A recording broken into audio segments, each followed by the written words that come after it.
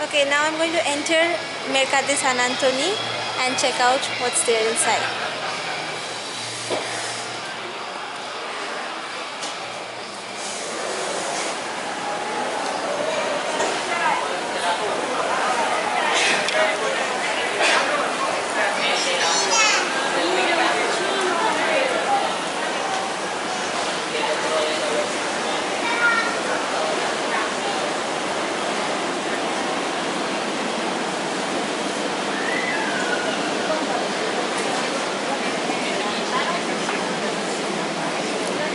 Okay, so observe behind me all these shops as I walk, and now the inside of the market is fully air conditioned. It's well lit. It's very clean.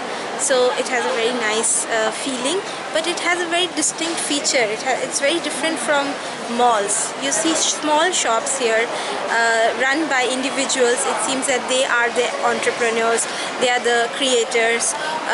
These are small businesses, and you don't see big brands here. What you see are creativity and the local production, but you don't see chains of big brands here. So that makes it very special,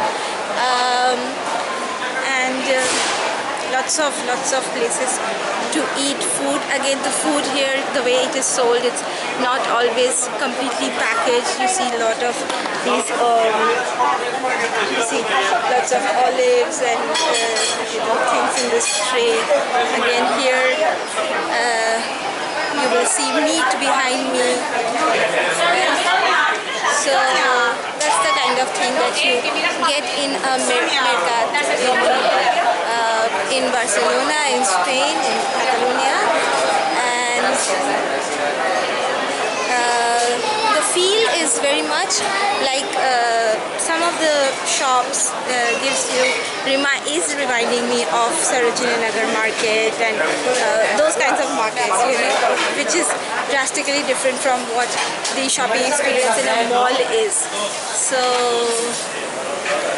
So that's why these are quite popular with tourists also, because they get to experience something very different. I guess in US you don't really, I imagine that you don't have this kind of market, so they're quite popular, but we are more used to this back at home in India.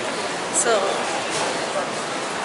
that's like another thing that is very different about this market is from the inside. If you're used to going to malls, you will feel that this is very small compared to a mall, because obviously when it was built it must have been one of the biggest markets, but now it's a small market, like a small barrio market, within at one point of time this must have been huge, but when you get used to the modern malls, then this seems little small, but it's fun.